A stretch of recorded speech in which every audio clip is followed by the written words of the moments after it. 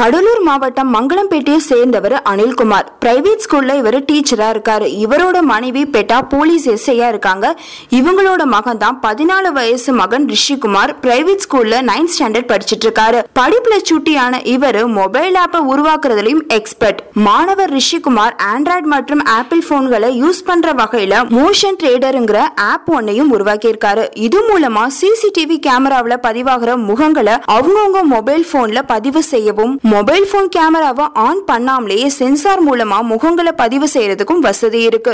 இவரு 72க்கும் மேற்பட்ட கேம்ஸ் ஆப்களை உருவாக்கி 30 ஆப்களை கம்பெனிஸ்ல விற்பனை செஞ்சிருக்காரு. ரோபோநாட்டிக்ஸ்ங்கிற கம்பெனியை உருவாக்கி நடத்திட்டு இருக்கிற மாணவர் ரிஷிகுமார் பேசும்போது, இன்டர்நெட் மூலமா ஆப்களை உருவாக்குறதுக்கும் ரோபோகளை செயல்படுத்துற ப்ரோக்ராம்களை உருவாக்குறதுக்கும் கத்துக்கிட்டேன். மோஷன் ட்ரேடர்ங்கிற ஆப்பை முதல்ல உருவாக்கி அதை கூகுள் பிளே ஸ்டோர்ல பதிவு செஞ்சு செயல்படுத்தினேன். நான் உருவாக்கி இருக்கிற ஜார்விஸ் மினி சிபியூவை குறைஞ்ச விலைக்கு விற்கிறது மூலமா மாசம் 2.50 லட்சம் ரூபாய் வரை சம்பாதிக்கிறேன்.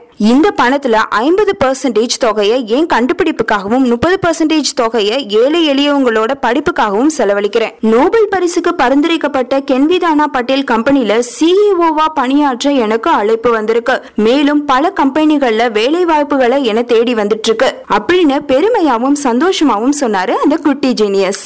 இந்த செய்தி உங்களுக்கு பிடிச்சிருந்தா லைக் அண்ட் ஷேர் பண்ணுங்க. உங்க கருத்துக்களை கமெண்ட் பண்ணுங்க. மறக்காம நெட் டிவி ஃபார் யூக்கு சப்ஸ்கிரைப் பண்ணிடுங்க.